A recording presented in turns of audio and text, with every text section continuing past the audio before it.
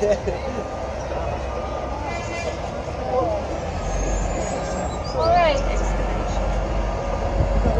I feel like we're missing people. Non hai aspettato il gruppo che si fermasse.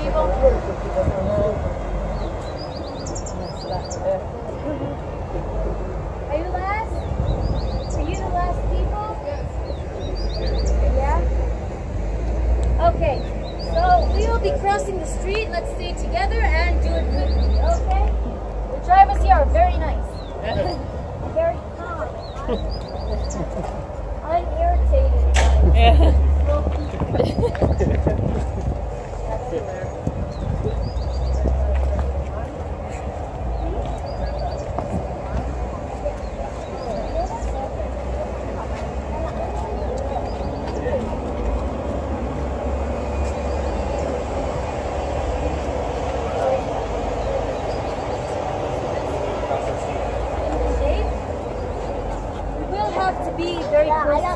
Over here so that we don't interrupt people who are entering. What year did they start? Explain. About this. I can barely see. When did it open? When did it open? 2000 as a parking lot or as a? No, as 2003. How do you get into the there. It's over there. You just you just walk over here, and then you'll see the opening over there, and you just walk down. Okay, tell the person though over there that you're going in, because tell them that you have a ticket. Oh, it's not there. Whatever. Okay, hopefully we'll get through. Okay, so until the year 2003. This place was a parking lot. Okay, so imagine that this whole place covered with asphalt and cars were parking here.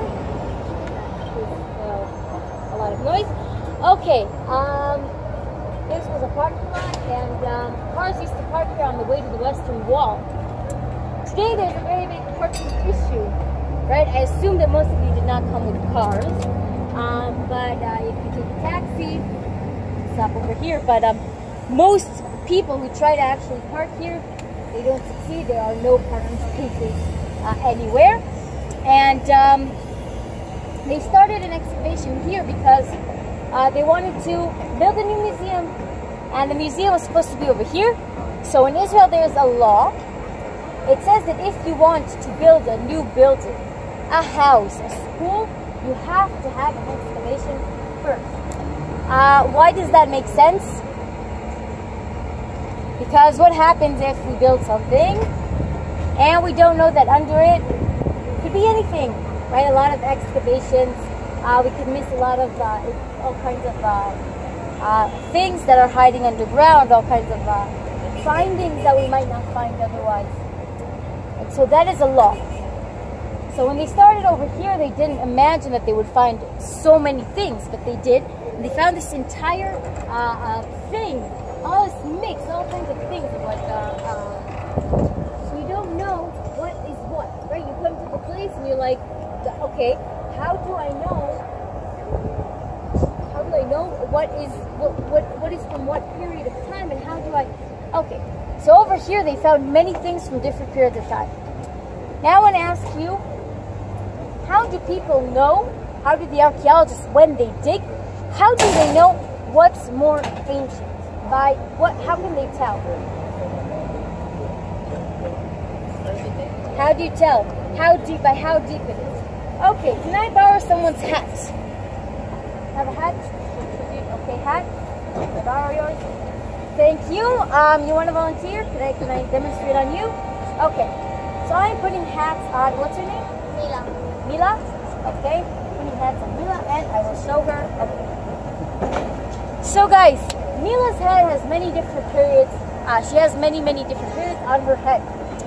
Now what we are going to do, demonstrate an archaeological digging. Let's say that I want to find the most ancient period of time. What do I have to do? I'll take off this, and I'll take off this, and then I'll take off this. And the most bottom part of the thing is the most ancient, right, from the dirt. But what happens if when I want to find this, I will destroy this? And I want to find this. I've already found something, but I'm going to crumple it up, and then I'll ruin this exhibit in order to find this. So what is the solution? So the archaeologists didn't know what to do. On the one hand, they didn't want to destroy archaeological things, but on the other hand, they wanted to find more ancient things. So what do we do? What do you think? You have to try to dig right. So you can dig in different ways. We can see that sentence and how it's happening, right? So we look around at the hills and we're seeing what King David saw. Wait, do we actually see what he saw? No. The hills were the same hills, but they were bare, they were empty, right? We have to remember there's no houses over here, or over here, or over here. At the time of King David, none of this was here. So where was the city that King David is conquering?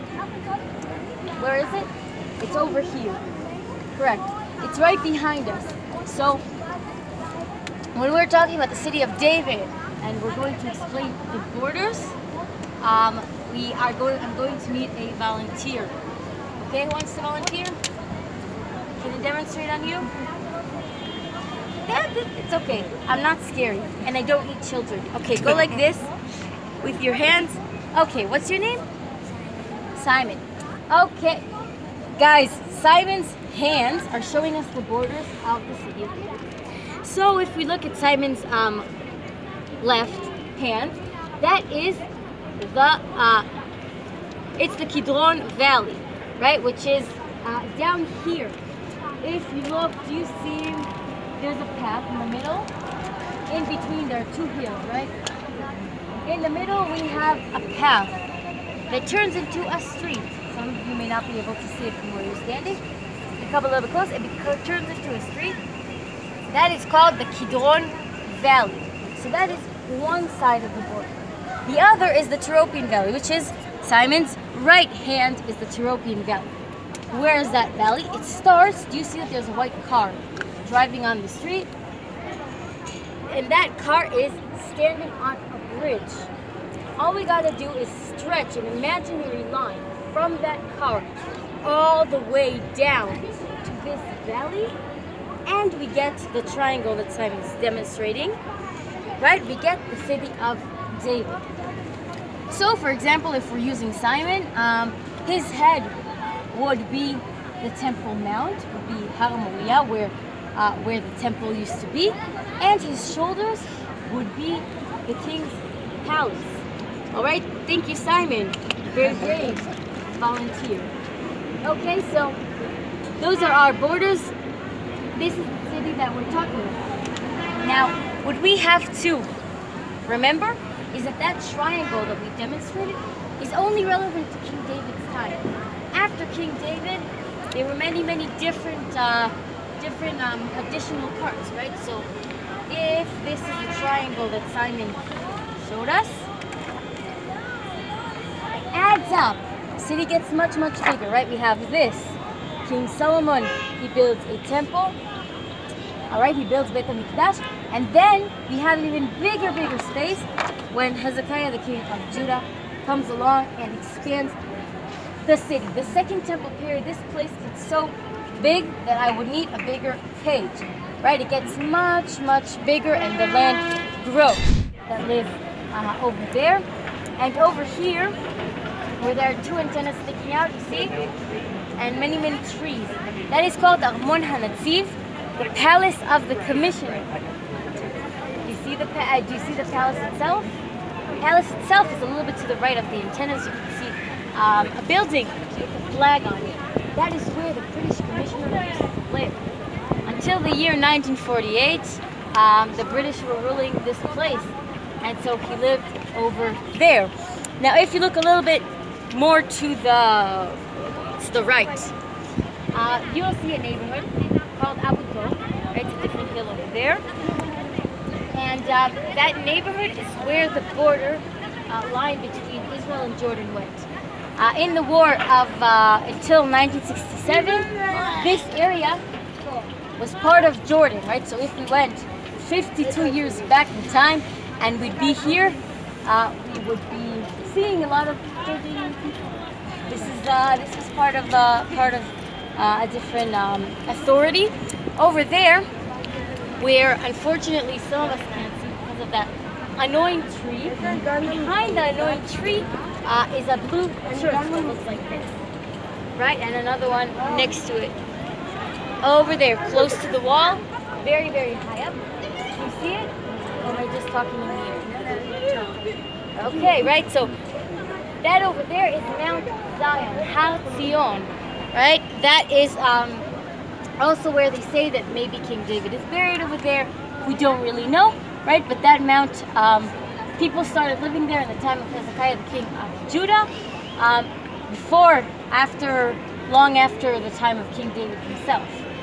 Now, if you look behind you to this mount over there, that is the Temple Mount, Mount Moriah, whatever you want to call it. Today, what we can see on that mount is the Al-Aqsa Mosque. Further inside, right, the gray dome, the gray thing, right, that's a mosque. And further inside is a golden dome.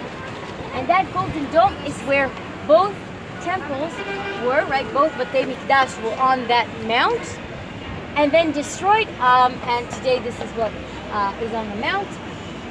That is also the mount that a story many years ago happened with Abraham. Do you know the story? Abraham comes to Mount Moriah. He comes from Beersheba, right? This man comes with his son. He was told that he has to sacrifice him, right? And at the last minute they say to him, wait, don't do it. And that mount became something important. Maybe King David even knew the story and decided to buy that land. Okay.